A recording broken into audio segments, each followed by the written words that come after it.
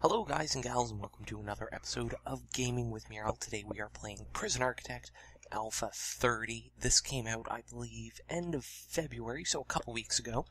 Introduced some neat features like a multi-denominational faith room and parole hearings and all that. Unfortunately, the execution chamber's not working quite yet, which is disappointing to me, but I will live. So, on to the fun bits. What we're going to do, goal of this Let's Play is to build a giant maximum security prison. And that is what we're going to be doing. Now, a heads up to people who just want to get to the running of the prison. The first probably 5, 6, 7 episodes are just going to be essentially me building, planning. I'm going to skip through a lot of the boring things like wiring and plumbing. I'll give you guys a quick overview of that once it's all done. But to start, we have a large playing field. It comes in 3 sizes, small, medium, large. And I chose not to generate any lakes or anything. There are trees, no buildings. And let's start. Generally, when I'm playing, I like to build each room as I need them. So we're going to lay out, first of all, just like the entrance area. Actually, I want it to be a little further back. So all I did there, foundations. If you want to build any walls outside, you have to build a foundation first. And in a foundation, to build it, you also have to place a door. What I'm going to do is just a large jail door across the front there. I like to do that because I prefer to have the ability to, just multiple fail points. So if a prisoner does try to escape, they have to get through like 3 guarded doors to get out. And one more thing I want to start doing is employ a bunch of staff. We're going to do just a bunch of workmen because some of the rooms we're going to be building are going to be just giant and time-consuming. And while they wait for the deliveries, all of our goods are going to have to come in through the deliveries, get delivered from a truck. Same with garbage. Anything we destroy gets left there and picked up. Let's read the CEO's letter, I guess. This is essentially just the CEO of Prison Architects Corp telling us not to cock this all up. And one thing I almost forgot to do, down here in reports, we have to turn off intake. Otherwise, prisoners are just going to show up, and we won't have a prison, and we will get closed down because they'll escape.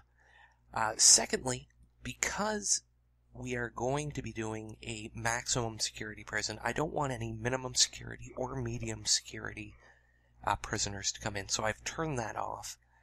And again, that's just reports, and this will show us a ton of information.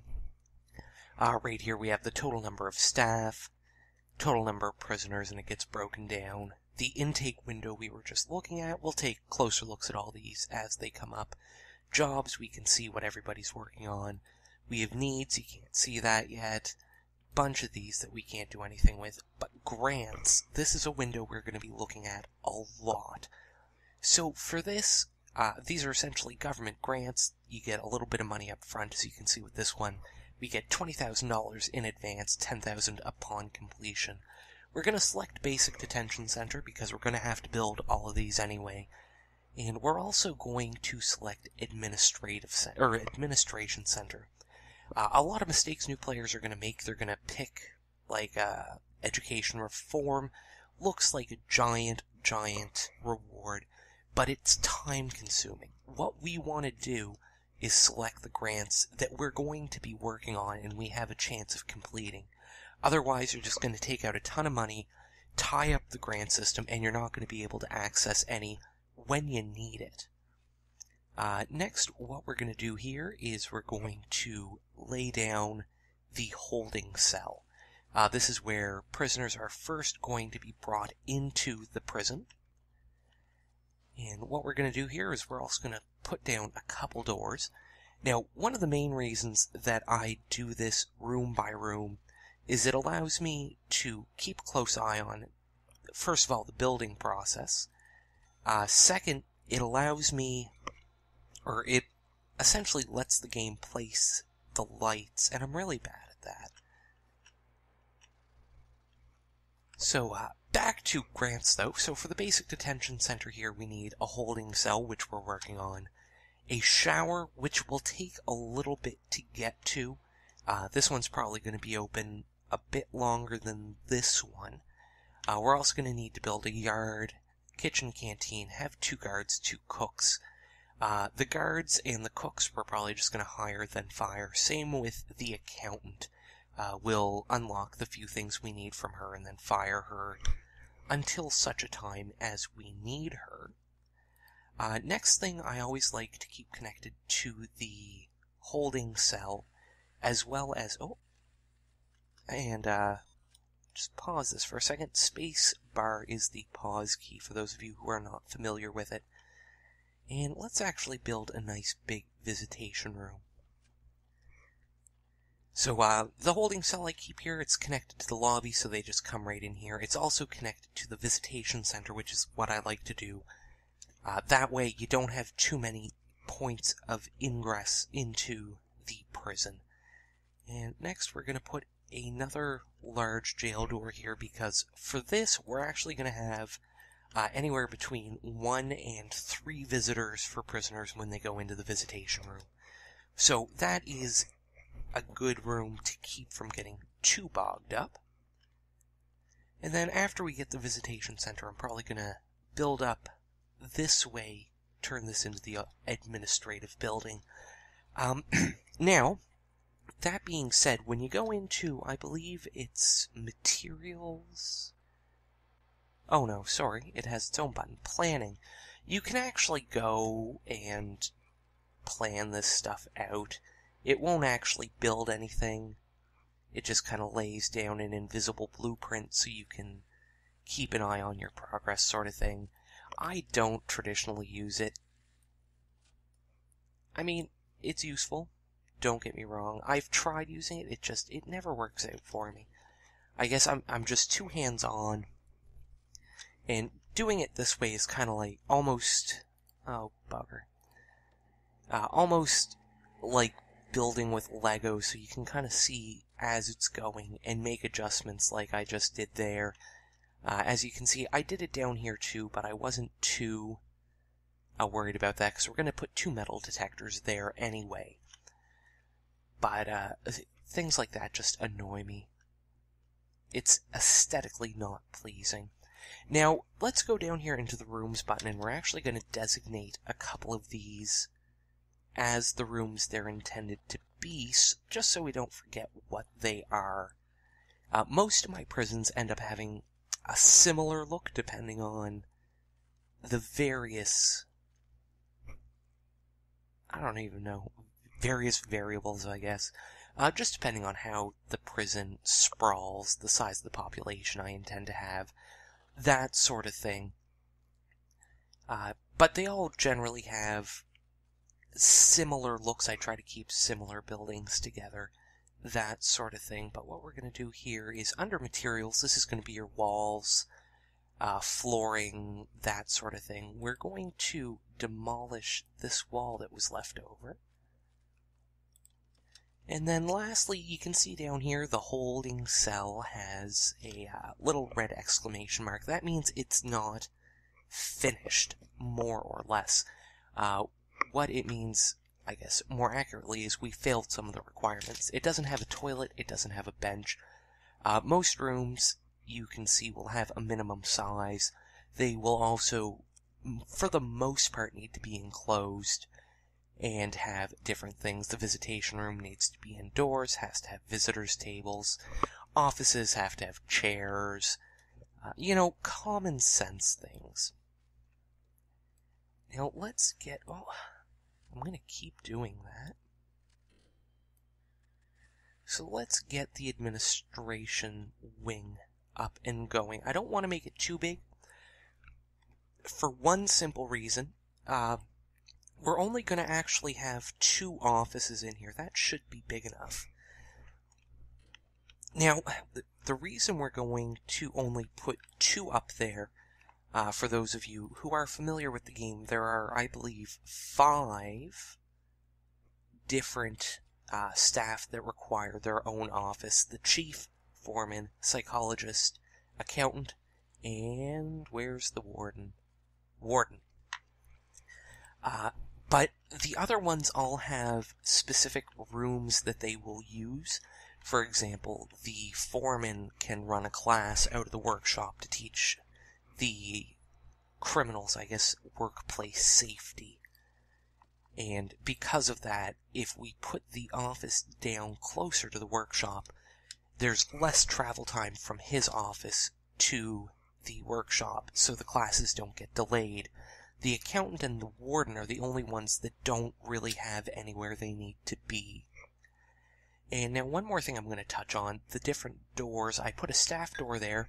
That's specifically so prisoners can't go through there. Any staff can go through that door.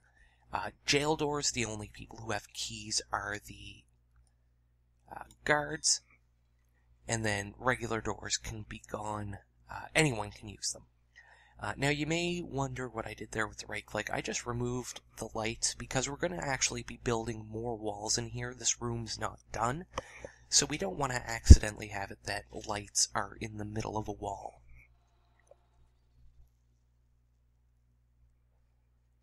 Now, to save time as well, I'm actually going to put the staff room here.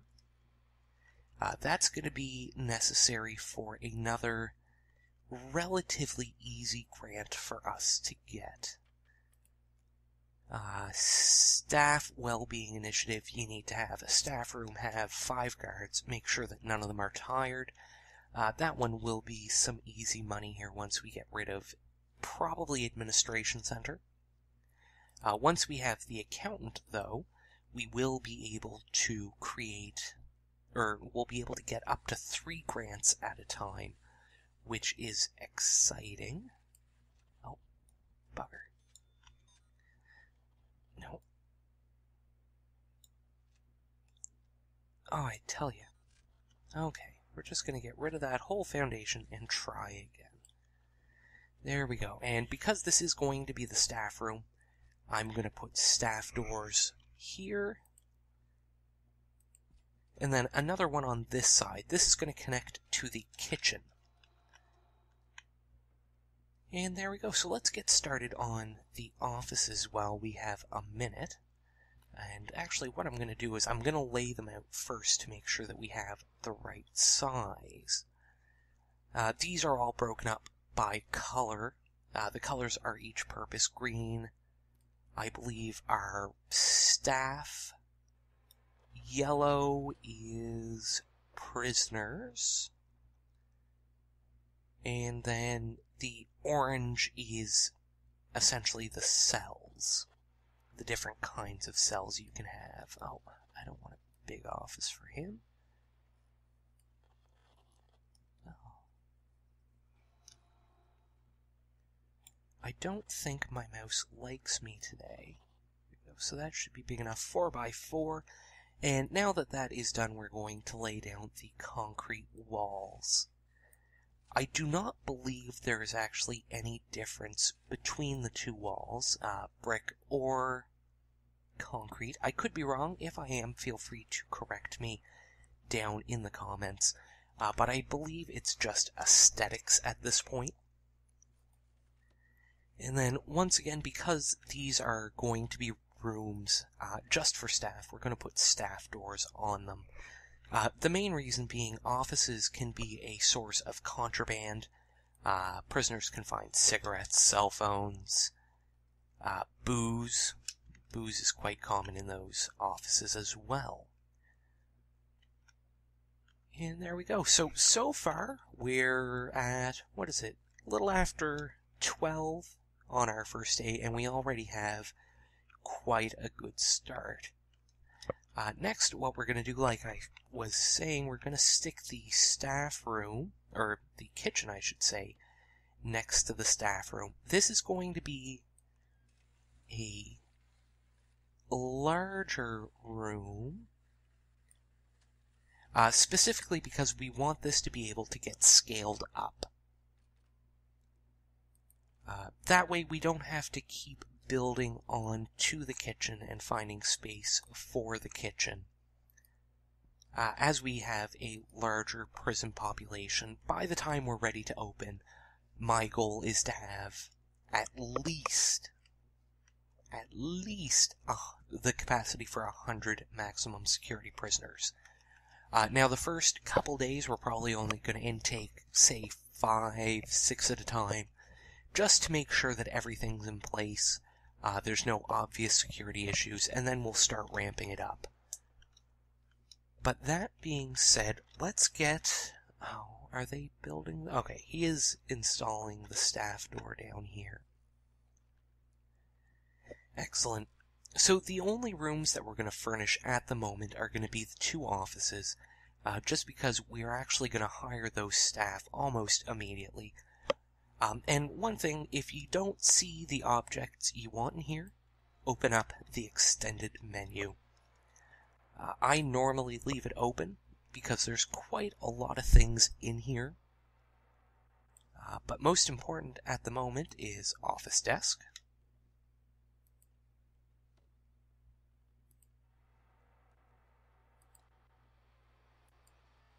Oh, come on.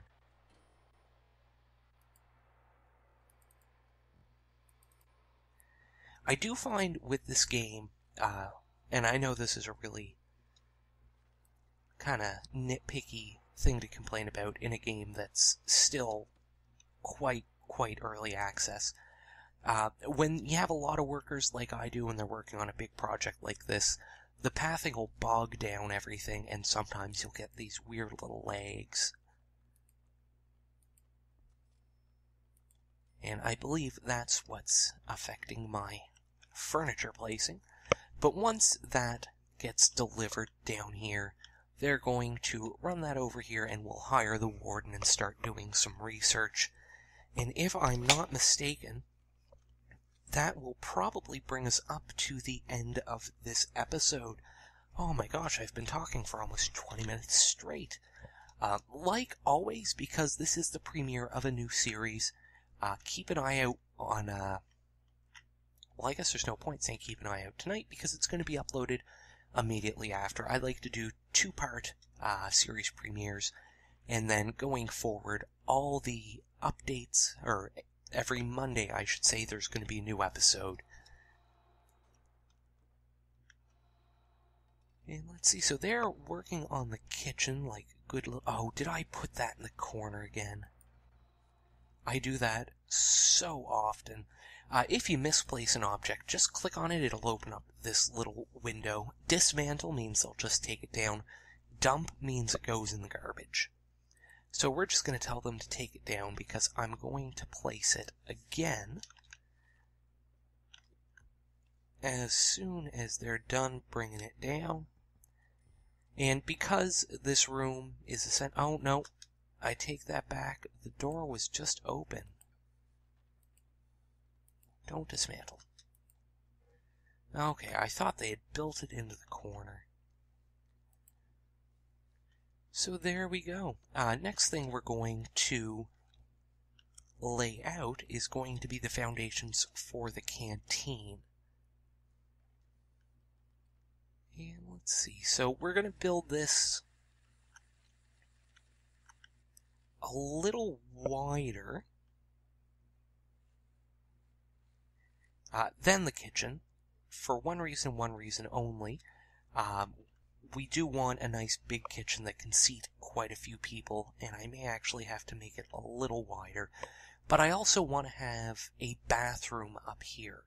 That way the inmates can fulfill their toilet needs without having to go all the way back to their cell, because otherwise they will, and that is very time consuming. So what I will do there is just have a bathroom that's open to both the canteen and the yard, so they can go in either way. And actually, now that I think about it, that is a huge hole in our security. So I will have 2 bathrooms sharing the space, one that's open to the yard, one that's open to the canteen. Just because when they're leaving the canteen, we want them to walk through a metal detector. Otherwise, they could walk out with spoons or knives, and that's just a headache all unto itself. A lot of setting up your prison is going to be trying to control the contraband before it can make it back to the prison population, just because that is going to be the best way to avoid a lot of these riots and headaches. And lastly, no, you know what? I'm gonna end the episode here. We'll start with hiring the warden in the next episode. But I do want to thank you all for watching this enthralling first 2/3 of a day in Prison Architect.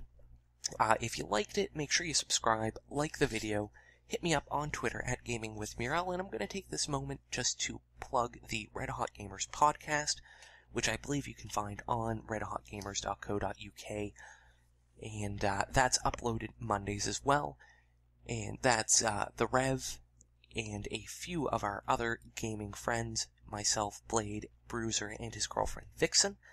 And other than that, I just want to thank you once more for watching. Y'all have a wonderful day.